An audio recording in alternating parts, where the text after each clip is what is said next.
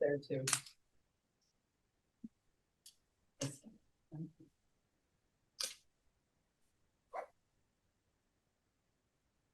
So yes, Ed, I'd be happy to do that if I can figure out how to share my screen. Just a second.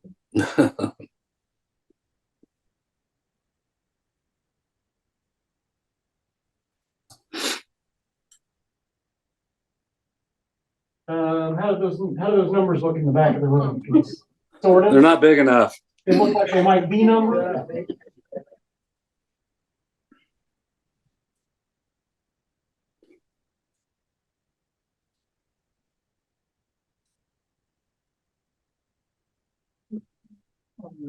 Keep going.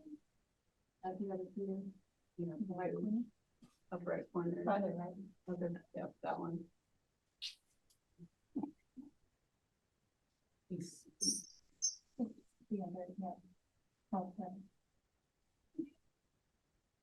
Okay. So the last time we had what I would call a regular board meeting was September. We were looking at the August financial statements.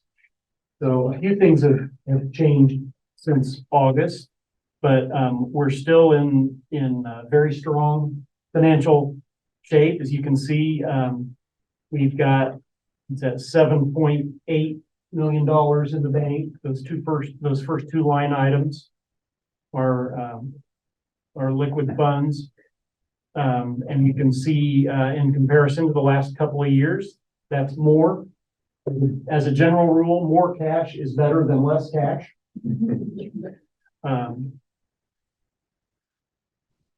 The big number here, this 10.7 million, is represents 11/12, since these are November financial statements, 11/12 of what we expect our 2022 tax revenues to be. That's quite a bit more than a year earlier because of the big increase in the levy, which we first recognized in the August financials. So that's not new to you if you were here in August.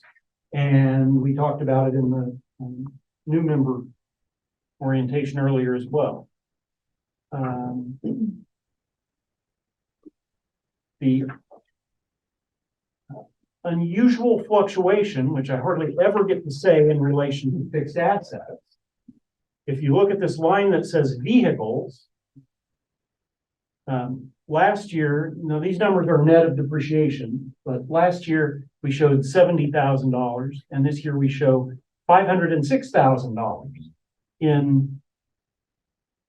In September, we took possession of 5 new buses that we paid for with our money, no grant money involved in those.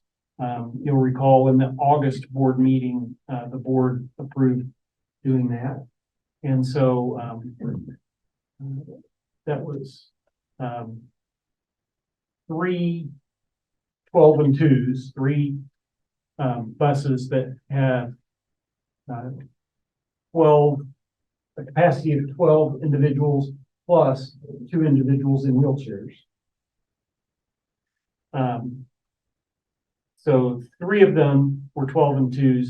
The other 2 were transit vans, which I believe were 7 and 2s. One of those has since been totaled.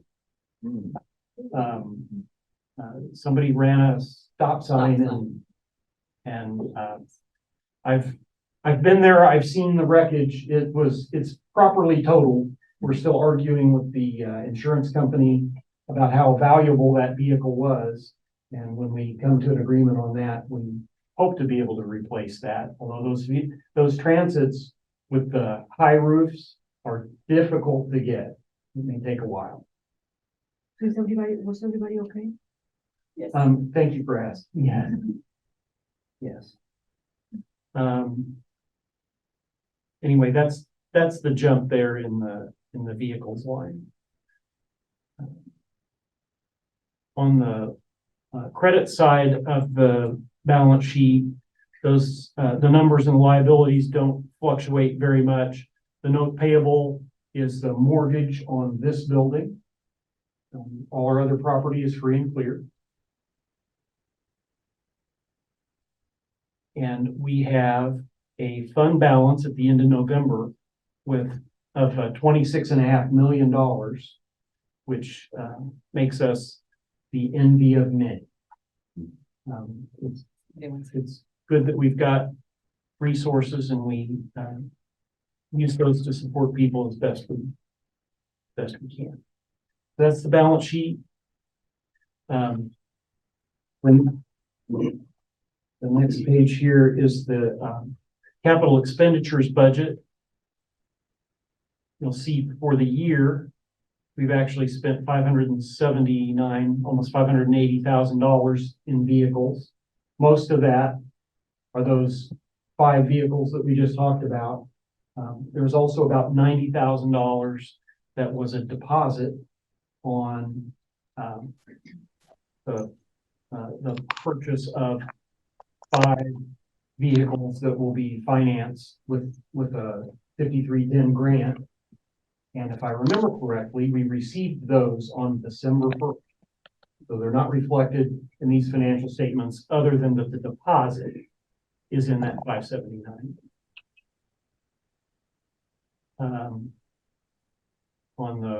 In the renovation section, the biggest thing that's different since the last time we looked at this is this building got a new roof.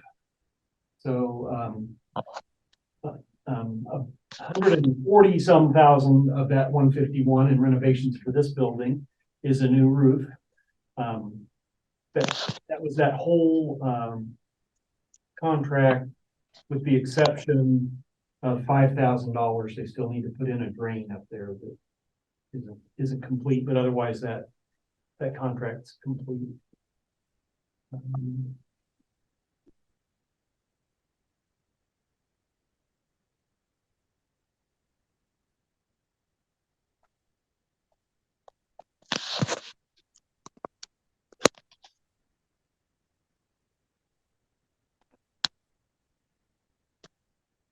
On the furniture and equipment part of this capital budget, most of the lines are about computers.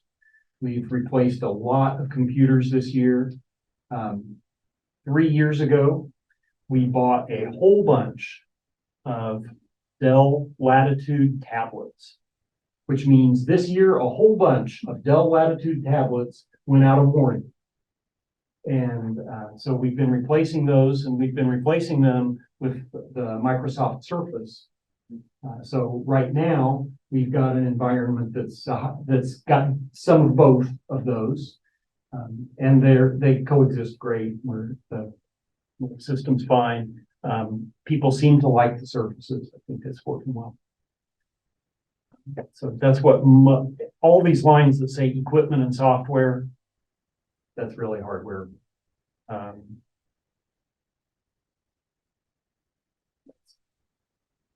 Most of what's new there. These amounts down here at the bottom for the Job 1 locations in Southeast. Trying to remember, there sometimes those are water heaters, and I believe Southeast and Independence both got new washing stations, new sinks.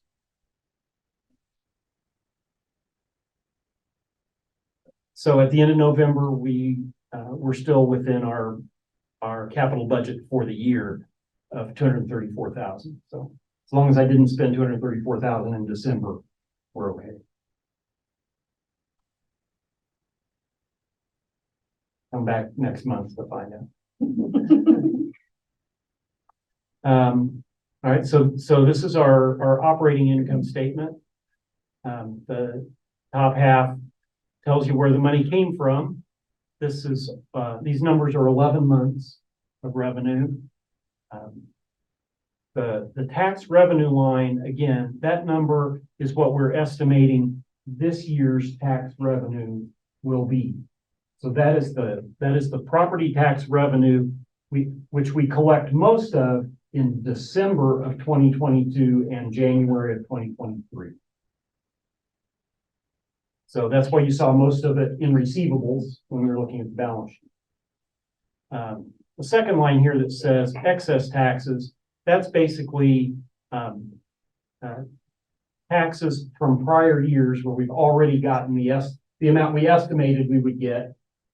And money continues to trickle in as people realize they have to pay their back taxes before they can license their cars.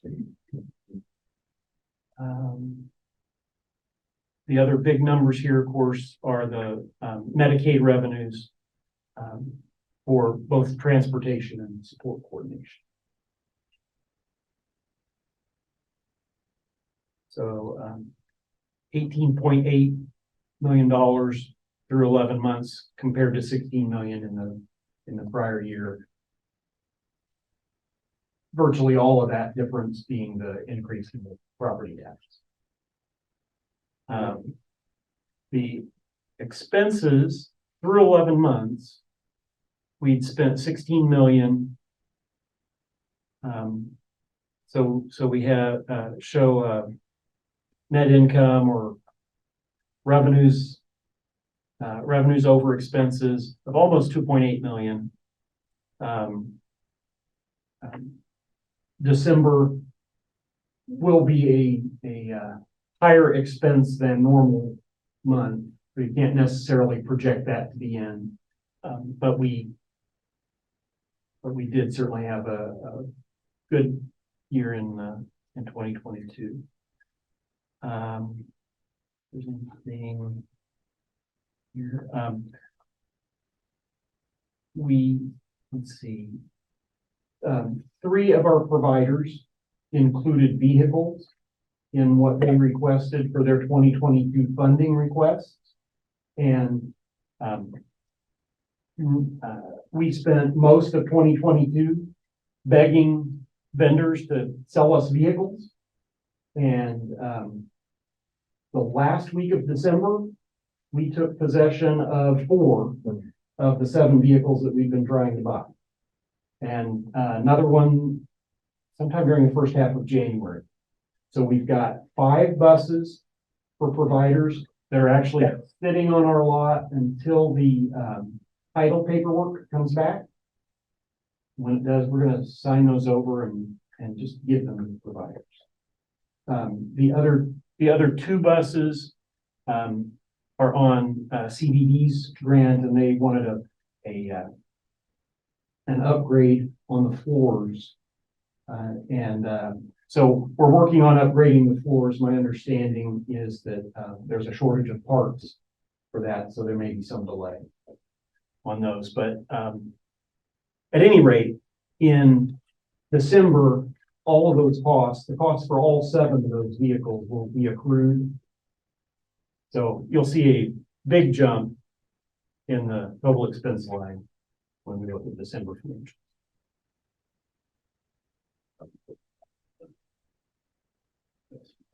So when you ask yourself the question, are these financials good or bad?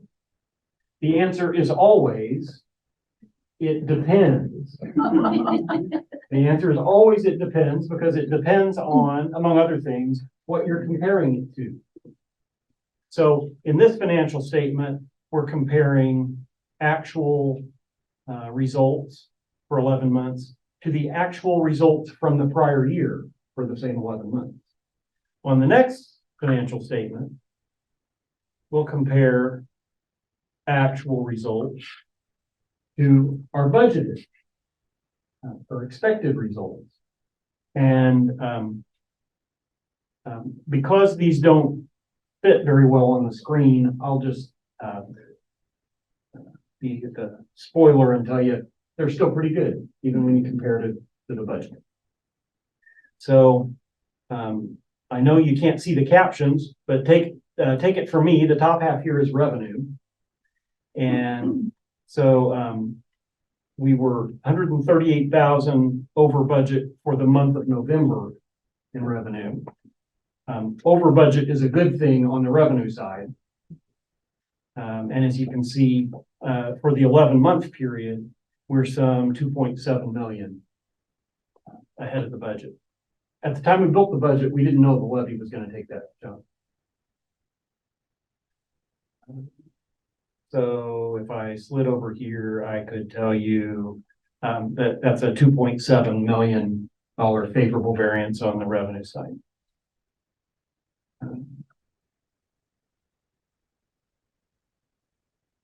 And on the expense side, for the month of November, we had an $87,000 favorable variance on expenses. We actually spent less than budgeted in November. That will not be true in December. You buy 7 vehicles.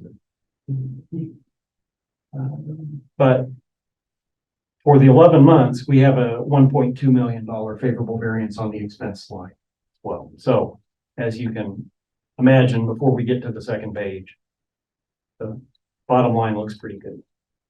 This is 3.9 million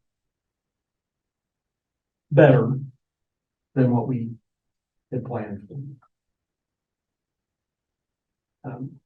We had actually planned to spend $1 million more than we brought in. So we have the 2.8 million income. All right. Let's see if there's anything on the rest of these statements. What do we got? That statement's fun to look at sometimes, but it's way too big to do tonight. So we have 3 investments. They're all treasury notes that mature in 2023. And what's interesting about these is the different yield rates. We bought them at 3 different times. And so as interest rates have been going up, we got the first $500,000 note with a 2.17% yield, the next one at 3.2, and the next one at almost 4.5. And as I think is probably Eddie's favorite graph, we can look at those interest rates. See. And we get there. Now, am I going to have to unshare and reshare, I guess? Try that again.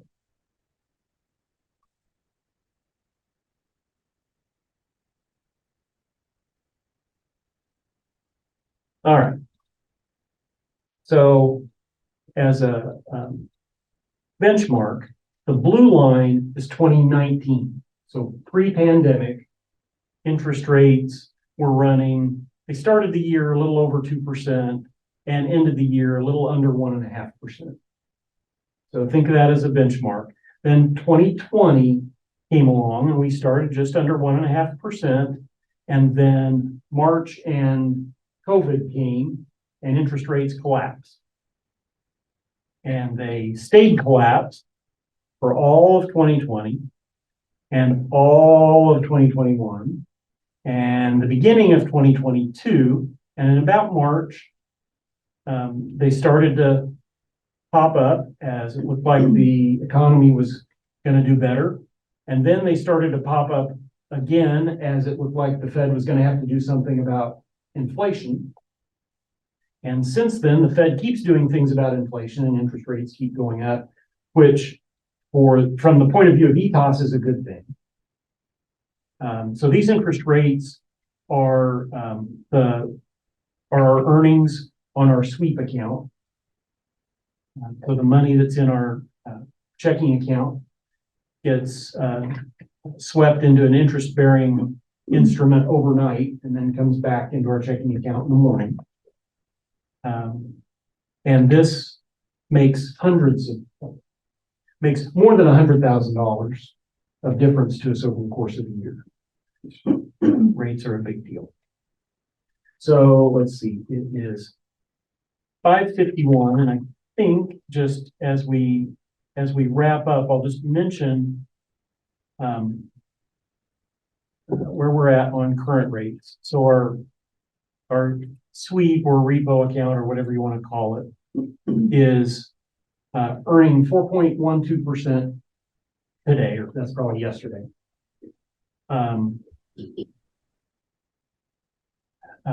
So that's basically our operating funds, the money that we've got in our checking account. We are required by actually the board's policy to segregate funds that are our operating reserve. And we also segregate a couple other reserves with them as well.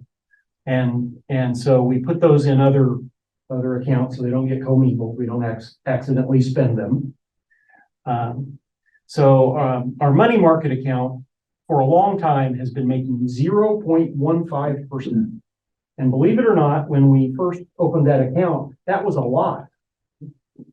We were, I did a great job of negotiating for that 0.15%. But as you can see, that rate's not very good anymore. And I've been crying to the bank and they've agreed to increase that rate to 2%. I've already told you about our treasury notes that are making higher yields than that as well. And so that's part of our segregated funds also. I am thinking it's probably time to get another $500,000 investment because while 2% is way better than 0.15, 4.5 is way better than 2. And so we'll be looking into that. Right now, I can get 4.57% on a treasury note. Federal Home Loan Bank is paying 4.77, which is what I'd like to do, but I'm actually not sure our investment policy allows me to invest in that. So I may ask you to help me interpret some of the language in that. We can also get CDs, which as long as we don't go over the FDIC limit, we can do under our policy. So JP Morgan Chase will give us 4 3/4, but they want to be able to call it every quarter. And Colorado Federal and several other institutions would do 4.65%. So that's what I'm pondering, and board policy delegates those decisions to Georgie as the executive director. So she and I will talk about that, but I wanted you to know we're thinking about doing another $500,000 there. If anybody's got any input or concern about that, green now or after the meeting. And obviously we're interested in your input. But that, Ed, is everything I've got for tonight. Thank you, Tom, for the thorough job. Do we have any new business from the group? I hear none. Any old business? I hear none. Any public comment? Would somebody make a motion to adjourn? So moved. Second. Thank you. Thank you. All in favor to adjourn? Aye. Aye.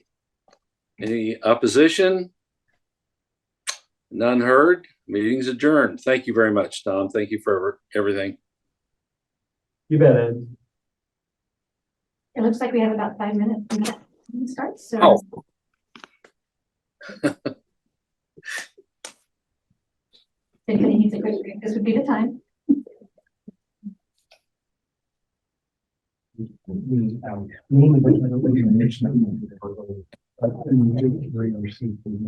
It sounds a lot like what it shows like now.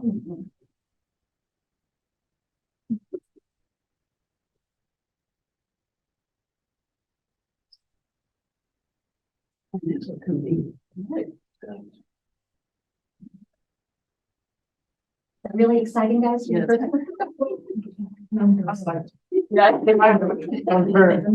done. Sometimes and I would there a joke, I'm sorry. Oh. Wow, that was. Maybe about, are they members? Right, that's true. That was kind of cute. That was cute. So Benjamin, what's your background? So I work for a wealth manager. It's managed high net worth client, families, individuals, institutions. I've been there for this is 13 years now. I'm born and raised in Independence. My wife, my wife, she is on the one board, and I'm very familiar. I have 2 kids with disabilities, a set of twins. Very engulfed in this entire world. So I definitely wanted to make a difference. Excited to be here. Well, welcome to the board. Thank you. Welcome. And Jillian, you get to introduce yourself. I didn't. I'm Jillian Rainbird. I'm part of the board. So I'm kind of new, been here.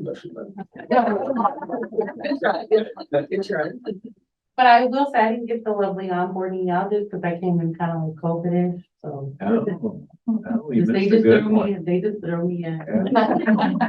Kind of But that wasn't me.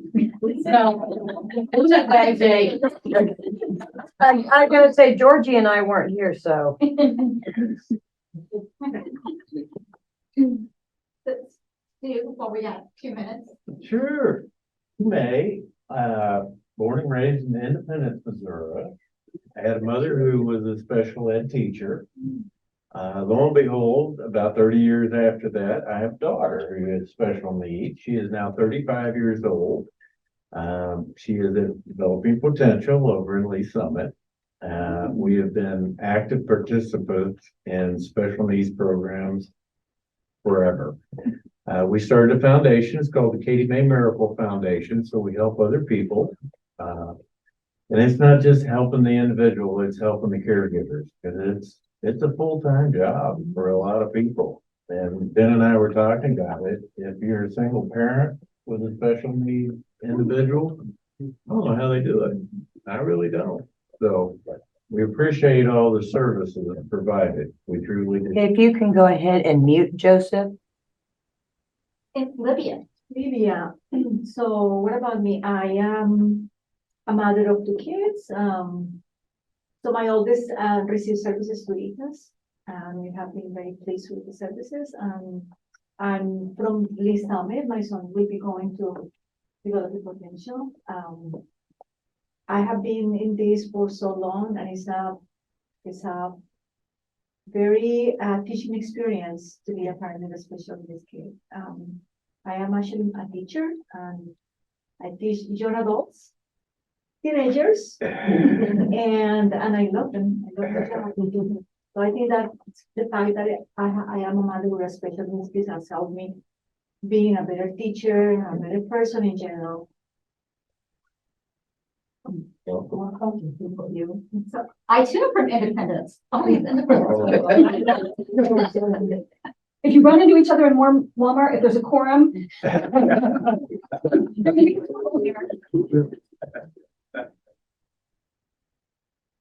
I work for Jackson County, and I have a son with Down syndrome that he goes to Blue Valley, and he also goes to the Down syndrome innovations and Excuse me, what Blue Valley School, high school? Blue Valley Industries. So that's the Okay, workshop that Okay, Brian's gonna talk about, I think, in a little while. And, yeah, so I've been on the board, longer than I've been here. 5 or 6 years, I'm not sure. George, tell them about you. I already did. I was here earlier. I cheated. I was the mom of this. I lost her in 2019, but we lost her when she was 6.5, but got the full experience, and now I'm here working and trying to support that special community. that's the best thing we can do. And Ed's daughter goes to Developing Potential. Oh, you do. Okay, my son will be having 2 I think we're about a little after 6, so let's go ahead and call this meeting to order. We'll do a quick little introduction again, just for the record. George Mitchell, Vice Chair. Jillian Rainbird board. Teddy Rowland Board. Georgie McNamara staff. Tom Holcomb staff. Robin Meyer staff. Jillian Brown staff. Shane Maloney Navarro staff. Kristen Yates staff. Tracy Mock staff. Amanda George staff. Ben Kitzner, board. Lydia Posichek, board. You may board. Any guess we have any kindergarten behind it? Mary Davis, Life Unlimited. Kelly Logan, job one. Rosemary Marie's job. Ann Hochstein, job one. Aaron Martin, job one. Brian Hogan, Blue Valley. Dan White staff. Welcome, everyone. Hi, George. The secretaries, oh, I forgot the people on the screen I'm staring dead at. Ed Van Haley. People on the screen, I want to introduce themselves as well. Belinda Barnett staff. Christy McGuire, Life Unlimited. Joseph Jefferson, Ability KC.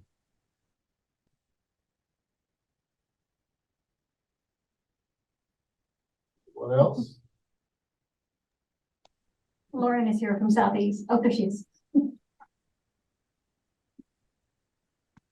Okay, I think Ed was. Sorry, a little technical issue. Lauren Hall with Southeast Enterprises. Hi, Lauren.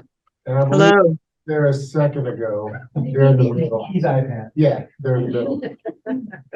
Pretty much squares, that's where it is. All right, Secretary's report was sent out, via email. Hopefully the people that are here had a chance to review that. So on behalf of Susan, are there any corrections or edits that we need to know about? Hearing none, can we show those minutes approved? Thank you. Ed, are you with us? I am here. All right. Finance Committee report. Strong financial shape currently. It's outstanding news. Tom, thank you for sharing. We have 6.7 million in liquidity. Income taxes revenue has increased from 8.3 million to 10.7 million. That's great news. Fund balance is 26.5 million. As Tom said, we are in an envious position at this point in time. Capital expenditures are in line. We have 18.8 million versus 16 million a year ago in revenue. And we have 3.9 million variance versus our budget to date. Outstanding news.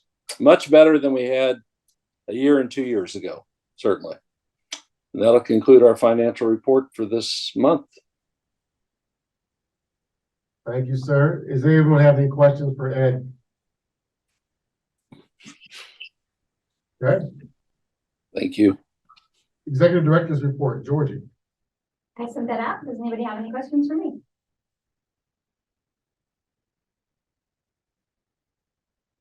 Hearing none, I guess we will move along. They're trying to beat the storm. Yeah. We got a little too.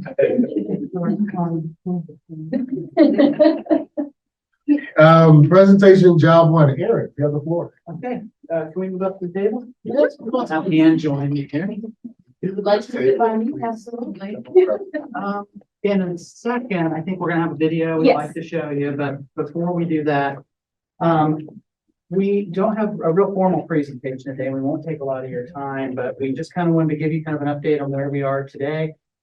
So we're gonna talk a little bit about customized employment, the overall direction that we're heading as an organization, and some challenges that we face. And so what I'm gonna do is I'm gonna pass this around, get this started, and then I'm gonna have Ann talk a little, kind of set up the context for this video, and then we'll come back around to money. We're doing a much better job of just being honest about money. But, we're not afraid to talk about it. So this is a video, I haven't seen this version, but it was, some clips that were put together from an interview done last week.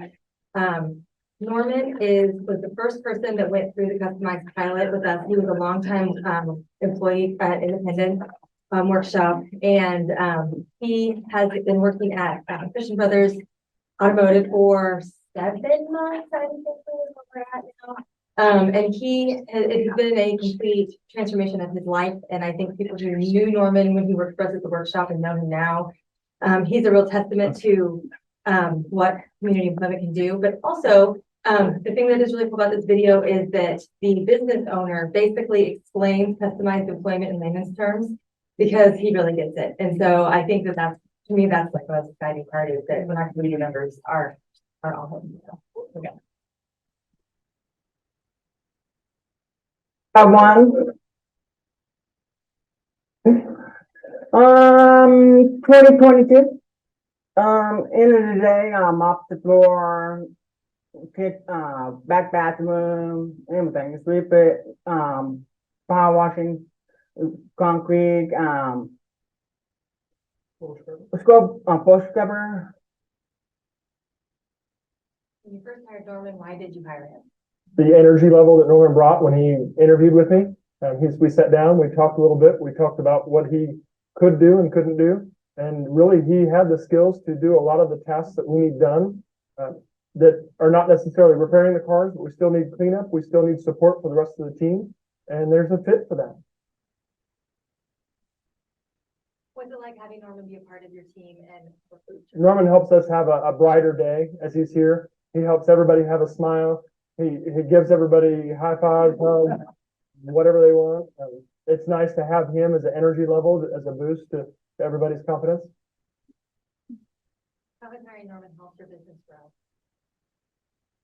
It's really helped the technicians stay working on cars and doing the higher technical level stuff, where all the other support stuff that has to be done, Norman's able to contribute to the team and help us get those things done. What is one thing you want other businesses to know about employing and vision facilities? I think you have to look at what things you can do with your business with somebody that has a disability. You have to look at what their skill level is and think about the things that you do every day, all day long, that don't necessarily require a super high level of skill, or maybe even something that over time they can learn.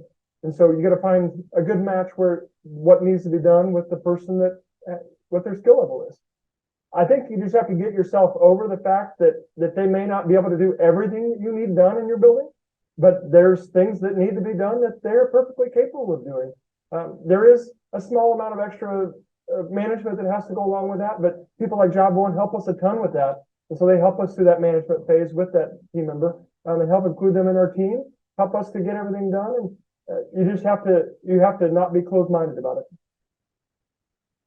What's the best part about being a resource to people like this? I love that people like Norman that work for me feel value in the work that they do. I love being part of the community. And then I love having Norman around. It's good to have somebody with a smile on their face that's excited to come to work. And it helps everybody. We have some good laughs and we have a good time together. Ronan, what has been your favorite memory since working at? Oh, sing happy birthday to me. Jim bought me a cake. Yes. So I'm gonna make it in Dairy Queen. Did you get to take it home with the whole team? I took it home. So you think that's one of your favorite memories so far? You like that? That was it. Yes. Were you surprised? Yes. Why were you surprised? My smile on my face. Yeah. Electric. Yeah. My car there. Hey, can you all tell them about him at the party at Shining Stars? Yeah, he was, so I've known Norman since I moved to Kansas City in 1998. I was working with him at Special Neighbors when I came here. And so, it was easy to kind of go up and talk to him a little bit at our holiday party. And he was carrying around some keys and some tools that he uses in his job. So the job has become part of his identity. To bring that to an event, I thought And his shirt. pretty telling. He was wearing his shirt. Do you know me? Yeah. It's a great story, and it's really a mindset. I've been doing this long enough to, I'm to be perfectly frank. When I knew Norman in 1998, 2005, 2011, after the merger that formed Job One, I would have been very skeptical that I'd be sitting here in 2023 watching that. So I think we found a good way to support people, and I'm really, really excited about it. And do you have anything to add to the kind of I mean. programmatically? This is a big piece of our transformation, and I know, we are so appreciative of the support that you guys are giving us to continue this year. For those of you who are new to the board, or, in our new strategic plan, we are committing to, moving away from our, 14P certificate and paying the minimum wages over the next 3 years. And this is a big piece of it, is helping figure out what is next for each of those individuals if it's not the minimum wage employment. But we really believe that by taking each person through discovery, which is what we did with Norman, to find out who is Norman really, what kind of environment is he going to thrive in, that we can find whatever that solution is for each person. And it might be employment, it might be community networking. There's all kinds of different options, but it's taking it one person at a time, which is expensive and complicated, and it is not a one-size-fits-all solution. And so I think what you're going to see when we go over the finances is that's our we're at this kind of inflection point, shall we say, because to move from facility-based programs as quickly as we have, and pre-pandemic we had 250 people still facility-based programs. Now we have 55 in our workshop and 30 in Ability One, which is arguably still community in my view. So we've done this really fast, and I think we're doing it pretty responsibly, but it is, having the revenue follow the people is slow going. So It's taking a toll financially, and I put this together, actually, we're having a board retreat. It's actually on Friday. It's actually at the training center. So I want to thank George, information out available. Gracie, thanks for setting that up for us. So we're probably going a little fast. We're probably lapping our board of directors a little bit, and that's nothing negative for the Job One board of directors. It's just, as you said, Tom, we're in the same boat. We haven't had a meeting since September. We really need to get everybody back on the board and get everybody kind of refocused and re-energized to get behind where we're going. But we were having a finance committee meeting last week, and our board treasurer made a comment as we were talking about our current financial state for the year, which we have a pretty heavy loss so far for the first 6 months of this fiscal. How are we going to get out of it? And we were explaining that. As we were explaining it, he basically just said, I really don't understand our revenue model anymore. So that's a problem.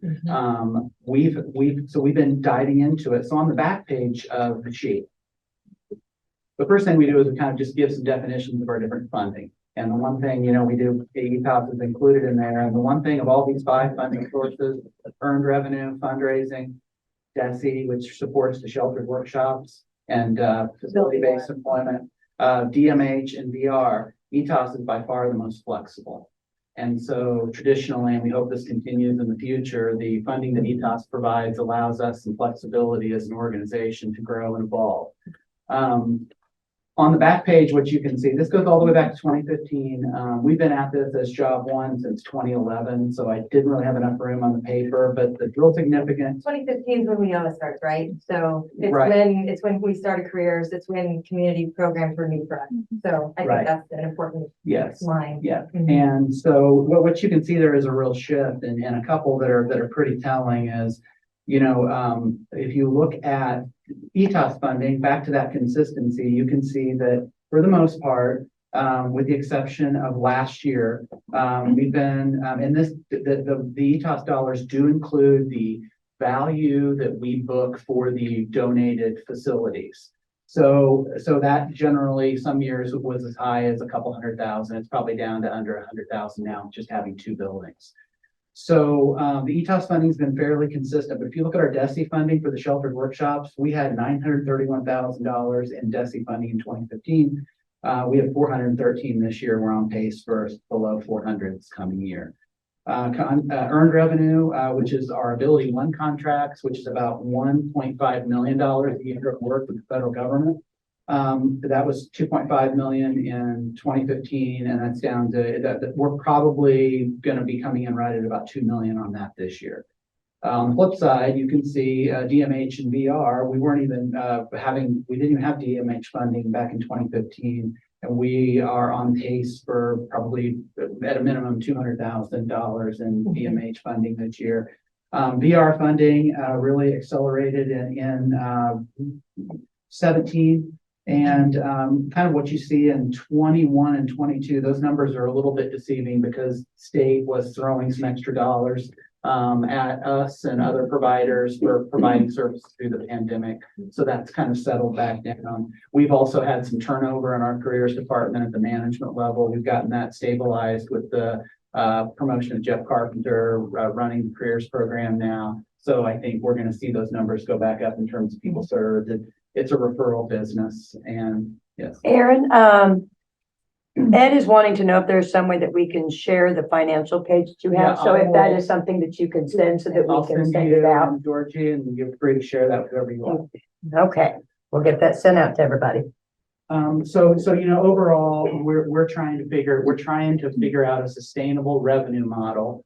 We're really the first, I think we're the first kind of workshop corp in the state to take this approach. I know CHS 2 years back got rid of their 14C certificate.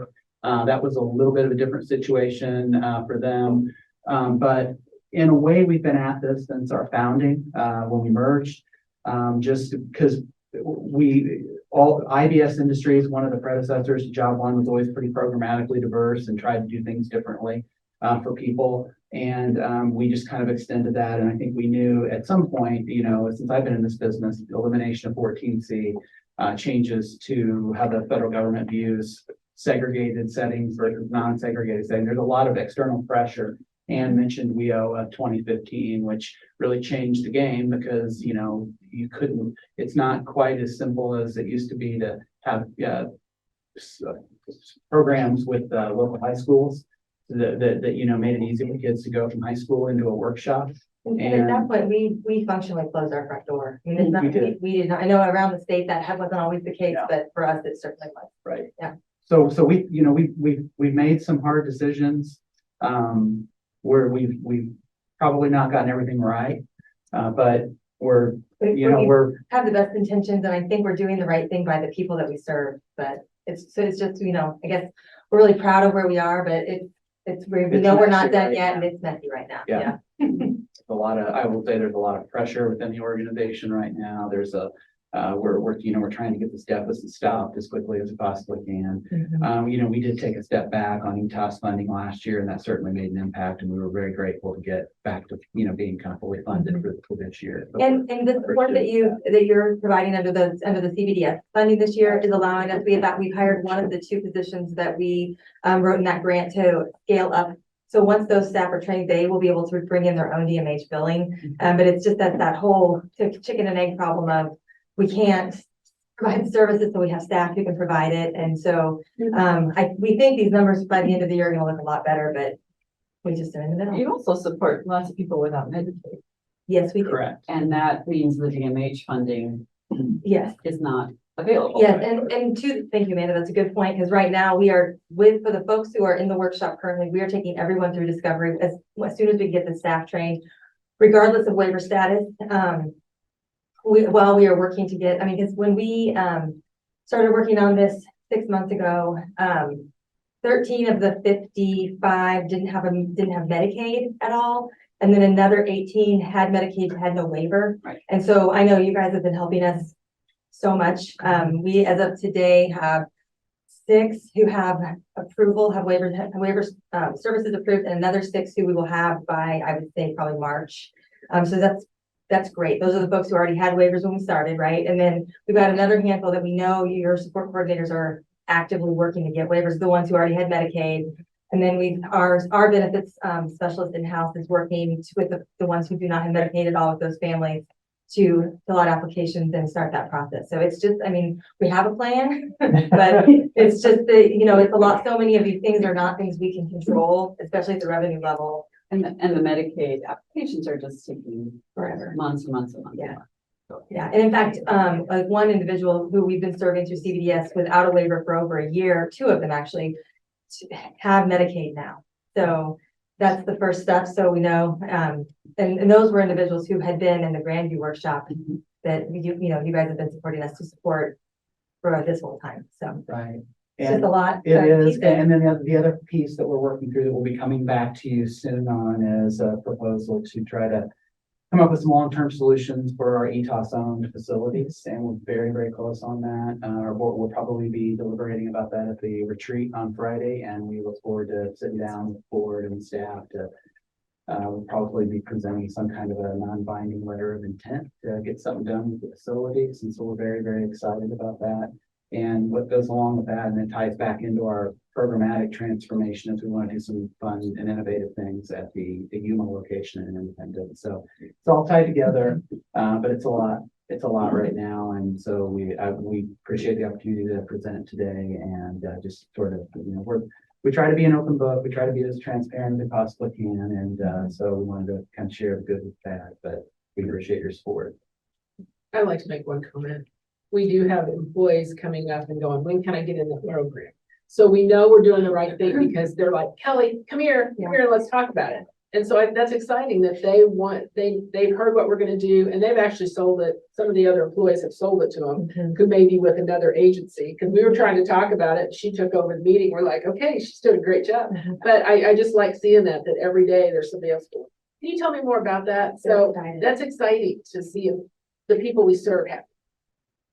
Well, we have 3 new board members, so we'll be bringing them by for a tour very soon. And I'm sure that they can kind of see this in action a little bit better. So for somebody like Norman, when they get that job, how long does somebody from job one kind of?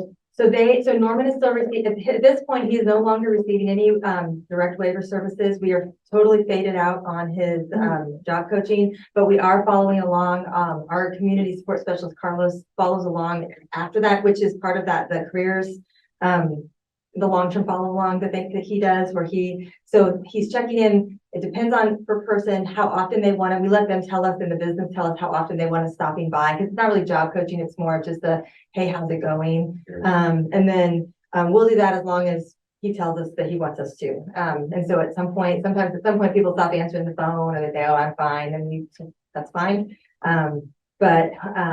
We have other people that Carlos supports that require almost total 100%, right. So yeah, Carlos is that's a position that we've added kind of mid-pandemic. So he does all of our long-term 100%. We have 2 or 3 people who require that in order to maintain their employment. They have to have 100% support. And usually in that case, it's not that he's really there for job coaching anymore. It's because of safety, because of whatever their barriers are. They just need someone to be with them all the time. But then when he's not doing that, then he has that flexibility where then he can stop in places or make phone calls and do that long-term follow along just based on what the needs are. So, and that's a combination of DMH dollars and EPAS dollars that are paying for that. How hard is it to find the employers that are as great as this guy? So it is one person and one business at a time. And I think that's the difference in the approach. Is it's easy, like when you, and this is a lot about what we're going to be talking about on Friday, is traditional supported employment says, well, you need to have like relationships, and you're out there. And so, especially in this economy, businesses will say, I need 10 people. I think this is great. But we don't want to start from the business side. We want to start from the individual side. So like with Norman, we learned who Norman was, and we started thinking, okay, so what kind of environment does Norman need to be successful at? He can be kind of brash and vulgar sometimes. He likes to talk to people. He doesn't mind getting his hands dirty. He needs to be able to be up and moving around. And so we start, right? We like to dance. We need all those things, right? So we need an environment where who Norman is can be supported, and so we talk about in customized employment, you talk about themes. And so job descriptions are one thing, and a lot of times with job development, we think about job descriptions, it's like, okay, well, I want to be a stacker. Well, maybe that's just because they've seen their friend be a stacker. But what are the themes if you think about what types of things do a stacker do? They talk to people, they have to be organized, they have to have good motor skills. So we start thinking about, so again, back to the person. So what are Norman's themes? His things are communication, he's active, so then you start looking for businesses.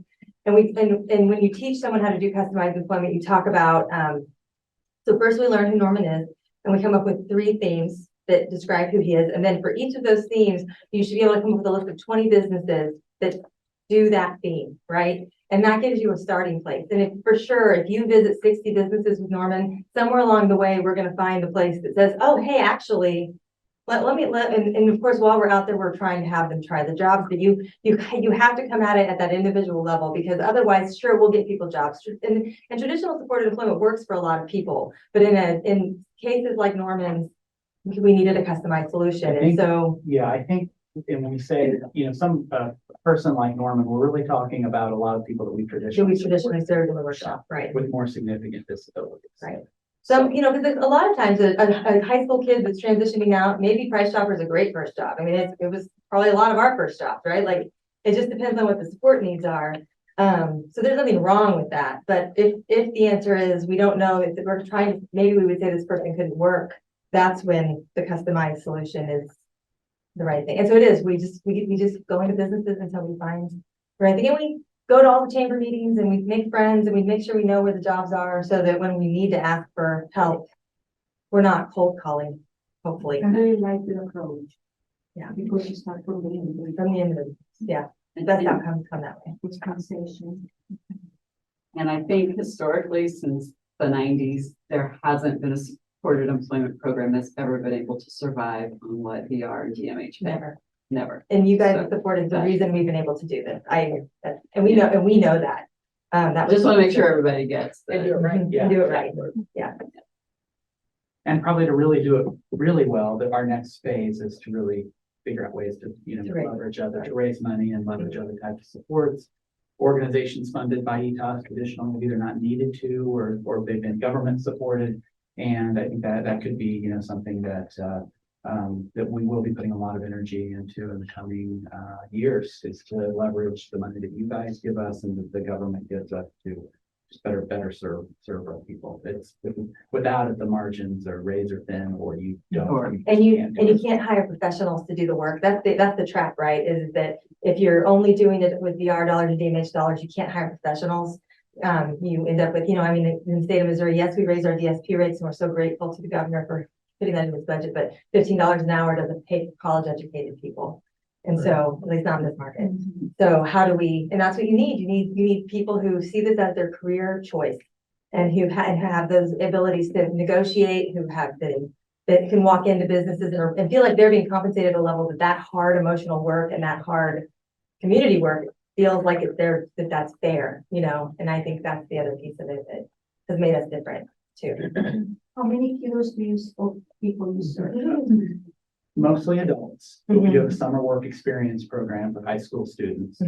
But on the back of the spreadsheet, so far this year, we served 264. And last year we served 381. I think our biggest year was 21. We served 388. And that was the year that because of the transition with Grandview, we had a larger facility base. That was the year we shrank our facility base. When we did the merger back in 2011, we had 3 sheltered workshops and probably had over 300 people in those workshops. So the 288 number, by 2015, we'd already pared some of that back. Then we closed the Blue Spring shortly after Blue that. Spring shop in 14 or 15? It was after 16. 16 probably. 16, then the pandemic hit, and like everybody, we were struggling. How do we get people back to work? We kind of knew what trajectory we were on strategically anyway. So we went ahead and made the decision to consolidate to independence. And so the good thing. Butter or that sugar, nut butter, And some of these folks were serving differently. But then we have, just new people coming to us, younger people or people from other organizations. So we've been able to serve roughly the same amount of people, more actually, but I think better and in different ways. Because in the careers program and community, they serve a lot of our transitioning youth. And then we've also served individuals that have been in our workshops traditionally that were ready to come in the community. It's a combination, and just regular referrals from, you guys, from VR, office, whoever. The summer work program, though, I will say for those of you who aren't familiar with, that's a program that VR started. I think we're in our 6th or 7th year already, which seems crazy. But it is basically it's a WIOA thing. Again, it was a way for the state of Missouri to really use the WIOA dollars in a meaningful way. I think, and it's worked. It's a 6-week program. Any of the VR contracted agencies can develop sites with businesses. So I think we are going to have 10 this year, which is great. And they can have between 3 and 7 students at those sites. Basically the way they structured is we set up the site, we hire the job coaches, and we hire the students. They are on our payroll, but the wages are reimbursed by the VR. So it's a triple win. The business gets the labor for free. the kids get a first job experience paid, and then we just are contracted to provide the intermediate services. But we know, the data shows that kids who have a work experience before they graduate high school have a like 72% better chance of having an employment by the time that they're 25. And so it's really important. They've actually expanded that program this year to include, they're going to allow the students to participate for 2 summers. It used to just be for the last summer before they graduated, regardless of their age. You know, if they were in a 21 program, that was okay. But now they can do it for 2. So it's gonna, because we know it's so meaningful. Like all of us, you know, that those high school jobs matter. And How many high schools are you guys working on? well, from all over our sites, and that's part of it. We've developed sites across all of Jackson County. We have one in Cass County, and we're working on, the Northland is still new to us, but we're working to get a site up there. Because for families, it's important that these summer jobs are close to home. This is not customized. These jobs are not. This is much more of a first job, like it's close to home. We're gonna learn some skills, and we're gonna learn a lot about ourselves. We've had jobs at Colonial Gardens, Kansas City Zoo. Sandy's Restaurant, Hy-Vee, actually a new site this year is Wayside Waste, which we're really excited about. We know the kids are gonna be excited about that. Parks and Rec. Parks and Rec, Belton Parks and Rec has been a site for several years. What's these are helping us with, Inglewood Arts District. So we try to have different, the gymnastics place in Independent. Gymnastics. So we try to have different types of jobs. So there is some of that, like if you don't want to work with kids, probably. And if you know of any kind of 18 to 22-year-old college student types that are looking for a good summer job, reach out to us. What about need high job schoolers? They have to be 18 per the VR contract. So if they've graduated and are 18, we've actually great luck with them. I mean, Aaron's daughter was a job coach for us for 2 summers and she was right out of high school. She was great. So that's. Yeah, pretty much Jackson County, we're pretty much covered. Yeah. And the zoo has been a great site for that district because it's accessible. But with the students and the job coaches, we're talking 60+ people we've hired last year. It's all hands on deck, very hard. Yes, not just everybody. But again, the outcomes that we see it's every summer we're like, why are we doing this? It's so and then it's always worth it. So. Another question, is it, are you on a fiscal year or We are on fiscal. Yeah, July 1 to June 30. okay. So the numbers that I'm showing in 2023 are 6 months. Yeah, we're at it. Okay. Yeah. So if we find students who are turning 18, we just have them. I'll get you my card. So you can just let us know. Yeah. And on both fronts. So if you know high school students who want to participate in this as a students who have a disability, that's great. But also if you know job coaches, we're looking for both. So so for the students, Because we have the Summer Tech Academy, which is the students also from Central Missouri. So, that could be good resource. somebody looking for jobs. Yes. Yeah. And then usually for the job coaches is a good opportunity because it's all during the day. So most of our kids, they're working, like they've all got private jobs at night, for their college kids. So. I think it's really great for the board to hear how the money that they grant is being used, really brings it home. Thank you. Thanks. And it's so nice to see you there. What's your name? Norman. Does anyone have any other questions for Aaron or any of this team? Thank you. Thank you, guys. Thanks, Aaron. Hi. Right. Moving on to new business. First up is the 2022 funding recommendation from the EPI and Blue Valley. Yeah, so just to introduce this and Brian, I'll give you a chance to say something in a minute if you want to, so you can be thinking about that. But you'll recall that at the end of 2021, we set aside $300,000 in a reserve, saying that if a provider exhausted their funds before the end of 2022 because they served more units than they expected to. Boy, that sounds really, really bad. Yeah, more individuals. Sorry. Provided more units of service, which is people serving and all individual units. I'm sorry that I come out of the county. I'm learning, but really slowly. Really slowly. Stacey, that wasn't a joke. I know, I'm not laughing. Anyway, go ahead, please. Anyway, if providers exhausted their funding for that reason, we had money that they could come and request. So, we did not, have requests that have exhausted that $300,000. And we have 2 providers who ran out of money late in 2022, too late to make a request and have us bring it to a board meeting until this. So, those are Blue Valley and BPI. And, they made written requests, which are in your board materials. If you had a chance to look at those.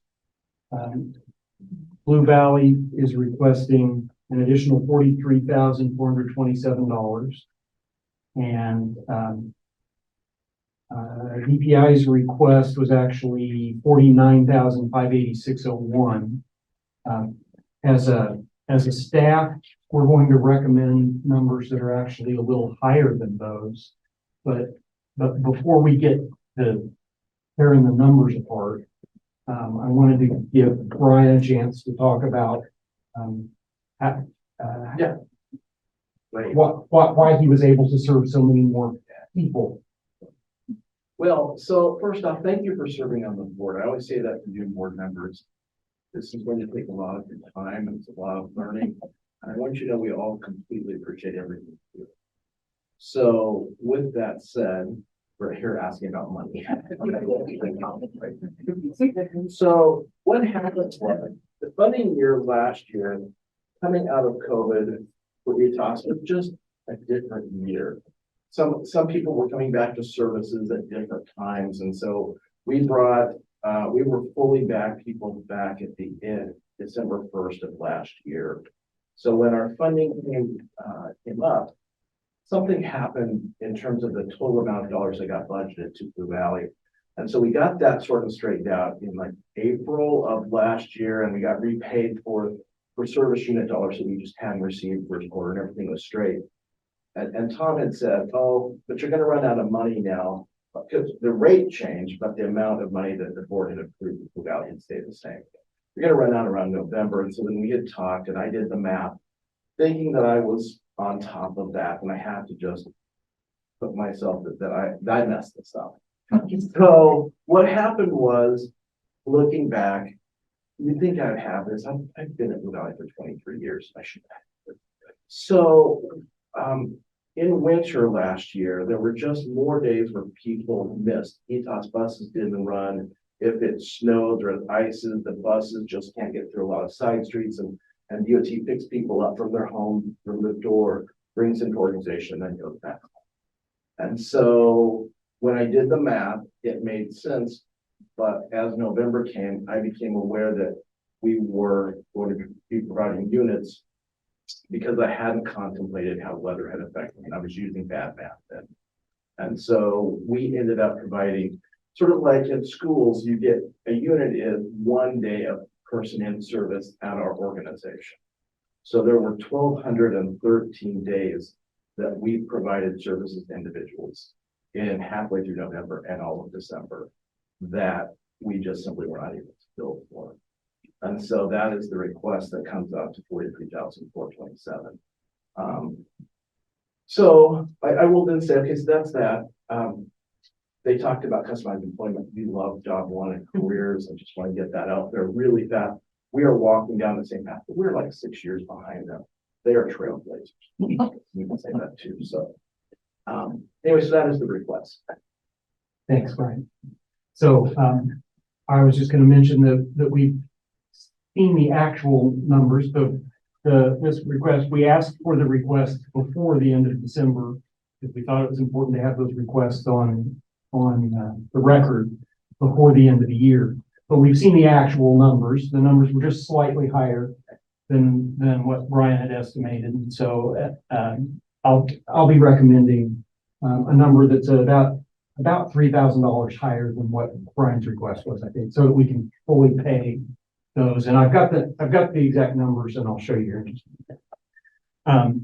The other request is from DPI, and forgive me, but I don't think we have anybody. I don't think so. Okay, I didn't ask her to come. I just told her we would talk about it at this board meeting, so Right. it's on me. absolutely. No, that's great. DPI is developing potential. Oh,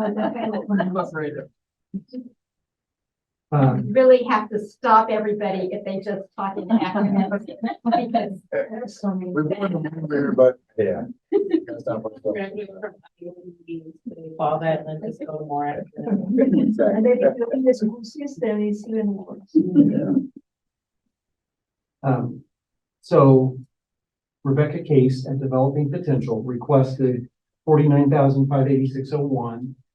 At the time she did that, she forgot that, she had also requested a vehicle. And so she was thinking about how much money she would need, to pay for the rest of her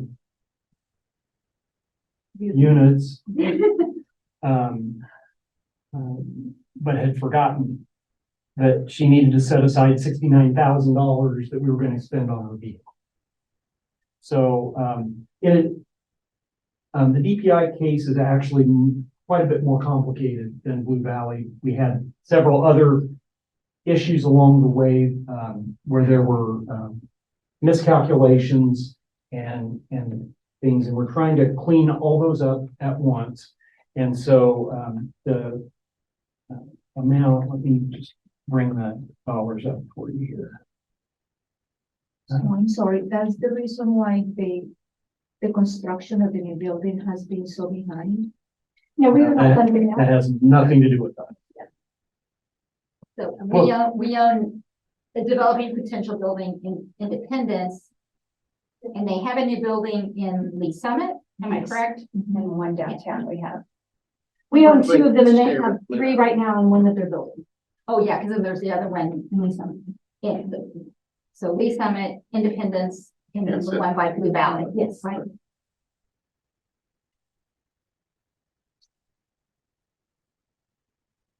Right, so this is the situation. There's $300,000 in that reserve fund. We have spent 99,571 of those, or those have been requested. Which leaves us 200,000. So the requests, those are requests that have been acted on previously.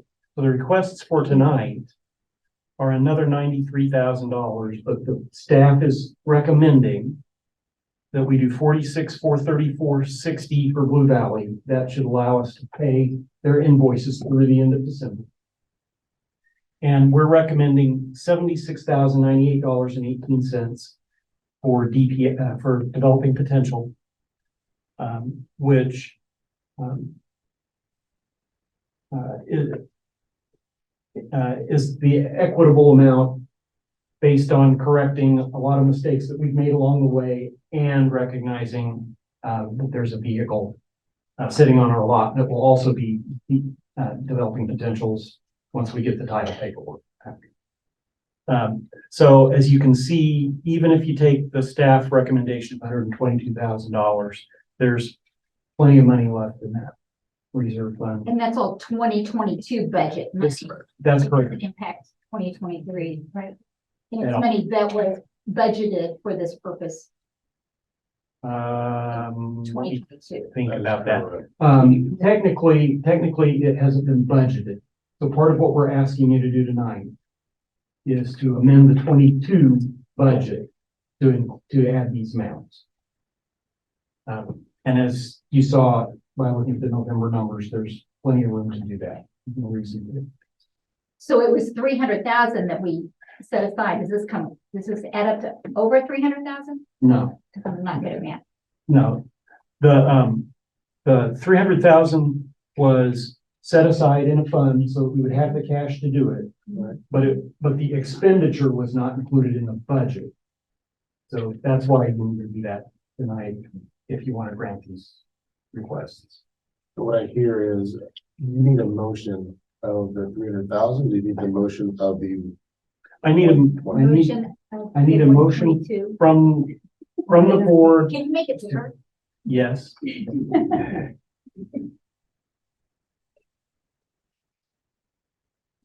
mean, but it doesn't matter how much bigger I make it, it's still only $300,000. Are we making a motion to the tune of the 300,000 or the 122,532.78? Still put on the expenditures. Yes, I'm looking for a I'm looking for a motion to amend 2022 budget to add $46,434.60 for Blue Valley and $76,098.18 for developing potential. We might want to make them separate motions though, since people have to abstain from different votes. This is true. So that 122 is divided. Yeah, the 46 and some change to Blue Valley, 76 and some change. So as Georgie said, like my son goes to Blue Valley, so I have a conflict of interest on that one, so I would have to abstain from that vote. But he doesn't go to developing potential, so that's one I could vote on.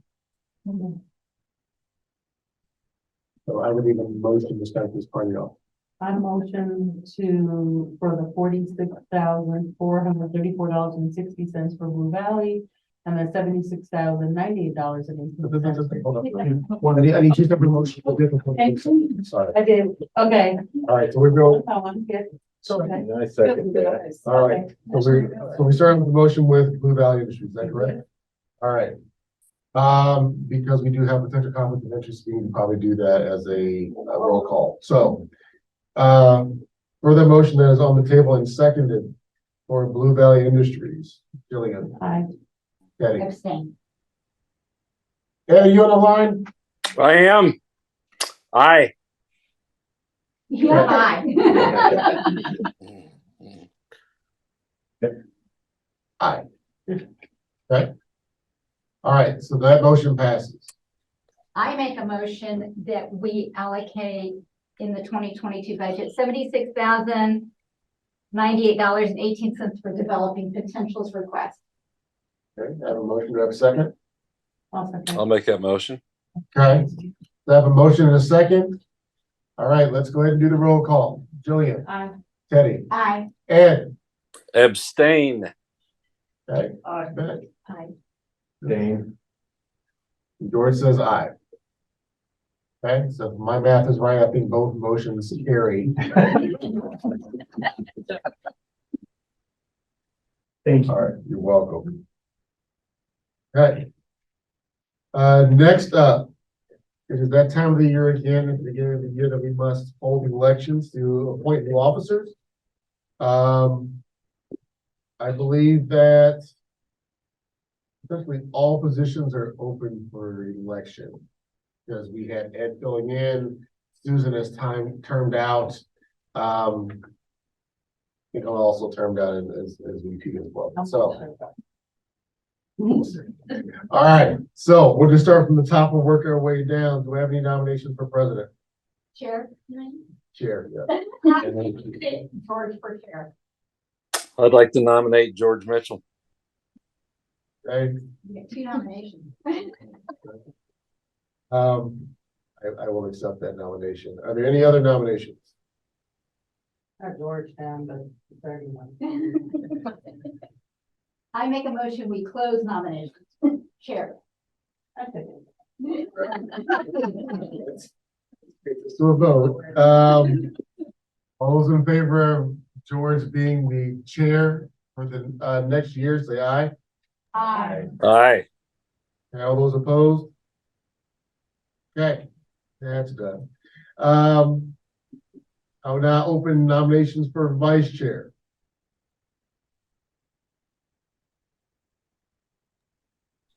Susan Borgmeyer. Right? Pick on the lady. It's hard to do that. Oh, Yeah, it's kind of hard for pick her if she can't accept or deny, so. That's her problem. I'll make nomination for Jillian. I was gonna nominate you. I really want There's more positions, folks. It's gonna nominate. So there are 2.5 nominations. I will make a motion at this moment that we go ahead and close nominations for vice chair. Second, thank you. We will be here all night, guys. You gotta do it. Just saying. All right. Let's take the vote. So all those in favor of Jillian being the vice chair, say aye or raise your hand. Wouldn't I have to accept it? Then you kind of do, yes. No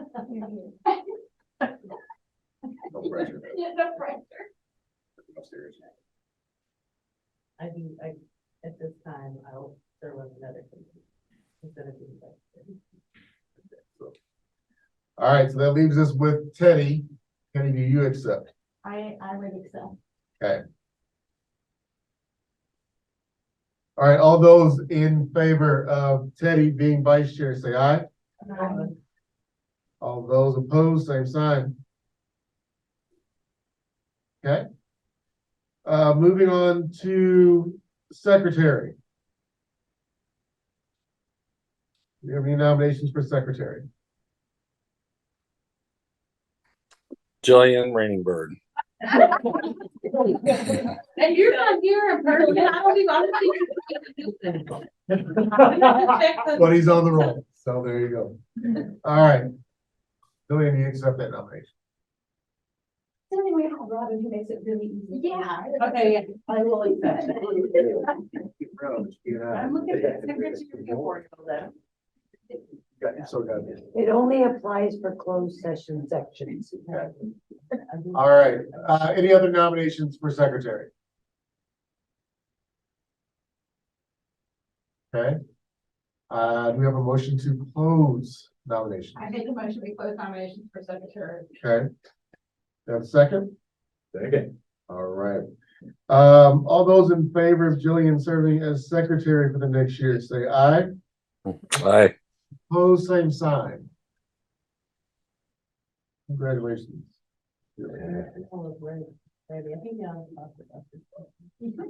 But don't worry, your guys' time is. All right, we're now to nominations for treasurer. Any nominations for Benjamin, treasurer? I understand you have this background. Is this something you'd be willing to do? I would. I nominate Benjamin. Okay. I nominate Benjamin.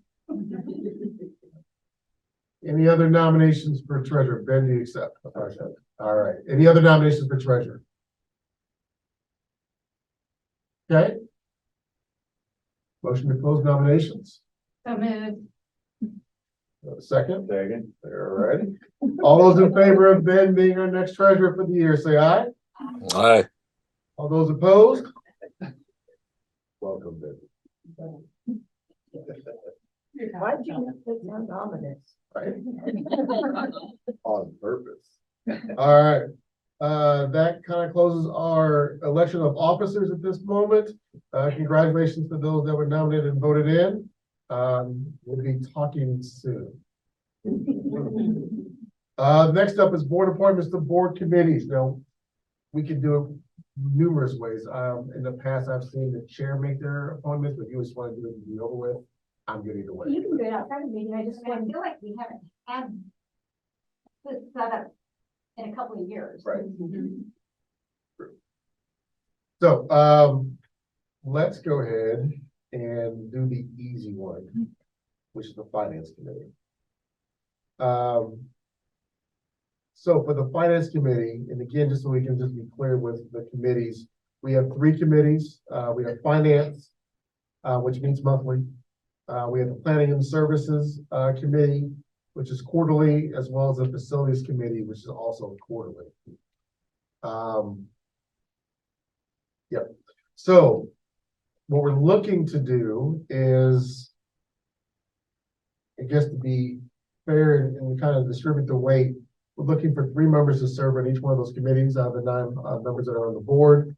And you would not have to attend any of the other committees per se. But what's happened in the past is everybody kind of just shows up anyway, like, oh, there's a meeting, I have to be there. So we're looking for just those core members to be there at the committee. Kind of divide and conquer as we kind of tackle things as we go around. So again, I will start off with the 2 members that we're looking for the finance committee in addition to Ben. Do we have anybody that volunteers to serve on the finance committee? I see Teddy's hand. Okay, I'll do it, George. okay. Teddy and Ben. All righty. All right. Planning and Services Committee. I have 3 members here. I know that Tammy would like to serve in that committee. I'd like to serve on it. Okay. I was gonna want. We can have one. You can come them all. Oh, this is for people that are gonna be committee members. It's Facilities Committee, Buildings. right? Which will be a short-lived committee if we move correctly. We might be able There are motions to work already. So I have Tammy, I have Stu again So for, the facilities, the planning and services, typically, they're all quarterly, correct, and they usually meet on the same second Wednesdays. Third Wednesday, Right. the middle month of the quarter, so February, May. yeah, August, there you go. But you'll all get the calendar invites at appropriate time. Well, if you'll let me just hop in here, I know that Tammy was wanting the executive committee to begin meeting more often, and she was looking at that time frame that the planning and services committee met, and thought maybe she could roll those in together, but that's gonna be up to the new executive committee. Right. We'll talk about that as well. So let me go back real quick. So planning and services, I had Tammy, I had Stu, was anyone else? Yeah. Okay. So for facilities committee, Looks like I'm all right. all right, there's your write-in calendar right there. And I guess with the other ones I left over, that'd be myself and Susan.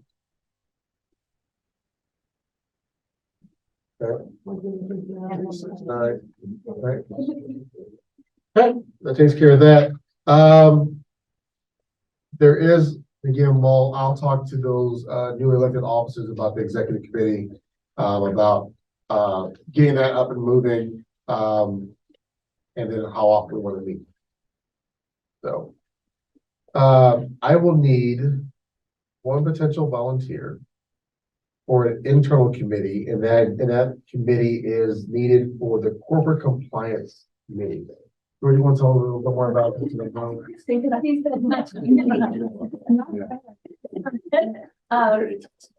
It's the corporate compliance committee, and it's basically a lot of people in this room, and plus we have 1 board member serve on there, so if anyone makes a report of a violation of the code of conduct, we look into that, and if it comes that we found something or we didn't find something, then the committee meets and determines what we need to do from there. Usually it's a retraining and Okay. How often does that committee usually meet? it varies. I would say last year there was 1 time. Okay. So So someone's looking for a huge commitment. yeah, not a time commitment, just Okay. thank you. Thank you, Jillian. Thank you. Because I hear that I might not be on this, facilities committee. All right, I think that takes care of all of our committees. Moving on, next new business is our conflict of interest policy. Okay, but we have a particular system now to make sure that we get everything done, and they're divided up amongst the different months. So are you passing those out? Yeah. Thank you. Board members need to sign the annual conflict of interest policy. And I like have Cuddy's because she is, she's that A student. And then we'll give them to Robin because Worthy can't be trusted with.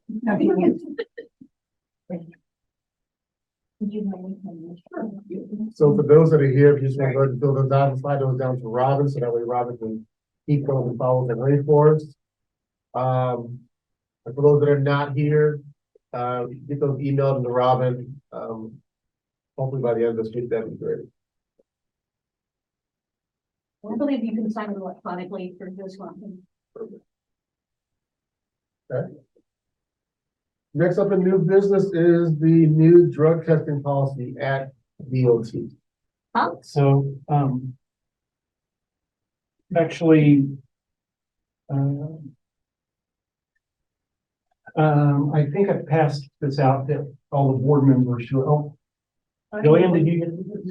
Let's see, I may have one more copy. What do you know? So, we had an audit of our transportation, drug and alcohol testing program. And as part of that, they send a consultant out to review your drug and alcohol testing policy. And when they did that, they found some technical wording that they didn't like and wanted to change it. So you have a draft of a new policy. There is zero substantive difference there from what we've been doing. Some of the things that used to be in a paragraph are now bulleted. That's pretty much the difference. As you look at that, the sort of the standard wording from the state, what is the base of that? And the only things we changed are the things that are bolded in there. And those were changed to keep the policy the same as what we have been doing. So this is a really technical issue that the state has insisted that we have the board approve our new, but not very new policy by February 10th. So we want to get it taken care of. And it just as a question, it only applies to Department of Transportation. That is correct. Okay. That is correct. There is a separate policy for the organization as a whole. We don't. We don't do any drug testing for the rest of the organization. The two federal organizations that have jurisdiction over these matters, the Federal Motor Carrier Safety Administration and the Federal Transit Administration, have overlapping jurisdiction and contradictory rules. And that's why every few years we have to change this policy, because one of them wants it changed away from the other's language. Well, I think if there's concern about a staff Oh, yes. person, we would absolutely act on that. A drug test, part of hiring? No, this is the first place I've ever worked that it's not. But I also think that, considering the legalization issues that are happening, I don't want to get into a nightmare scenario. Well, I will say that at my workplace, they actually passed a resolution. We do drug test new employees, but then they eliminated marijuana from that List, yeah. It would be a real significant addition to the budget because those are not cheap, but I've never worked anywhere where they didn't. Might be something the board thinks about and talks about in the future. I guess the other question is, so I was looking at the policy, I didn't know it was just for, the DOT. Do our case managers at all transport? No. At all? No. No, not at all. Not at all. It's a policy violation. If they do, we don't know about it and they'd be in trouble. And I have one question, I just wanted to know who steps in as the drug and alcohol program manager. Pam? I believe it's Pam, our HR manager. Yeah, that's who manages the policy. That's who program. It's HR. All right. So they are looking for an approval by the board of the motion. Looking for a motion to adopt. I have a motion that we adopt a drug and alcohol policy as presented for DOT. Okay, I have a motion, a second. Do we have any other discussion or questions? All right, all those in favor say aye. Aye. Have a new drug and alcohol policy. Thank you. Hey, is there any old business? Yes. You may recall when we adopted the budget for 2023, we reappropriated the money for those vehicles for the agencies. And because at the time it looked like we weren't going to be able to get them in 2022. As it turned out, we did get 4 of them in 2022. And that spurred me to have an in-depth conversation with our auditor, who said that we should approve all 7 of them in our 2022 financial statements. So they will not go against our 2023 budget. So I'm asking you to rescind the reappropriation of that money. So basically I can delete those lines out of the 2023 budget. I make a motion that we rescind our reappropriation of vehicle funding. For the record, the dollar amount involved is $416,678. 416,678. In that dollar amount. In that. I second. All right.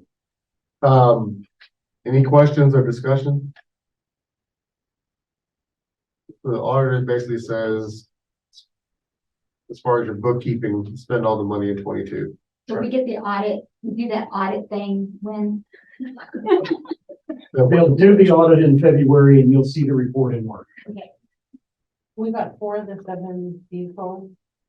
Yeah, we've now got 5. We got 4 of them in 22. We got another one in 23, and we've got 2 more coming. Do you know when, or is it still kind of?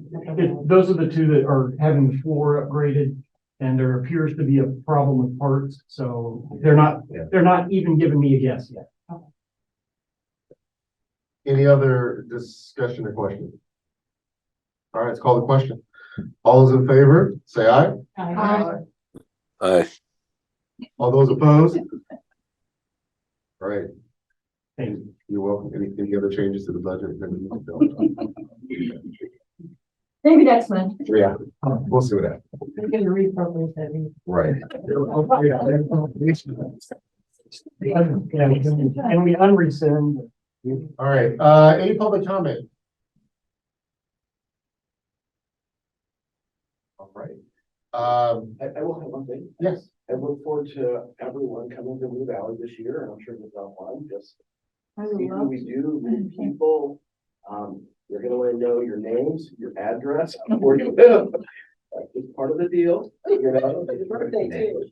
And your birthday. I want to know about, do you have a meeting on Friday?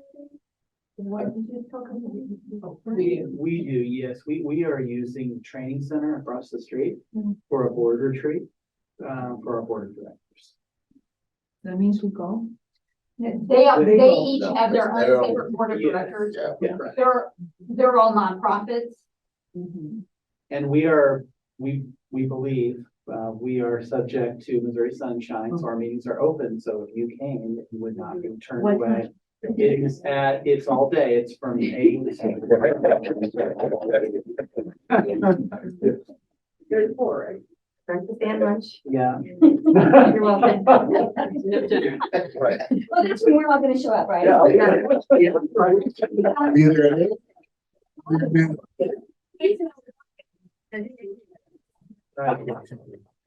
On the way to